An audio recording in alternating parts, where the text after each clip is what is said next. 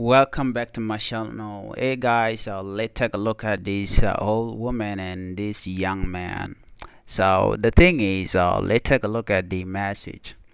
Um, you know, uh, his name is Patrick Moi Ma. He's a 25 years old university student. He's dating Theresa. She's 85 years old. Landlady. He was renting a room from, but now he moved to her bedroom and no longer paying rent since they are lovers.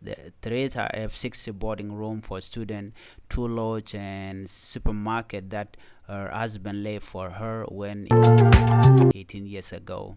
She's 85 with 8 children and 20 grandchildren. Patrick said this is his choice and his happiness. The two lovebirds are planning to get married in community of property. Patrick is planning a small private wedding ceremony. As you can see right here, Patrick is kissing the old lady. Actually, you can see it from here. It seems like they are lover indeed. But what is looming behind? What is the reason behind? Is it because the old woman has money and everything, or what? Okay, because to me, she's already old. She can't get married in that age. There must be something behind there.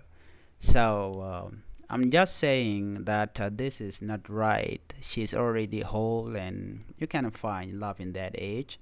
Even Patrick know that already.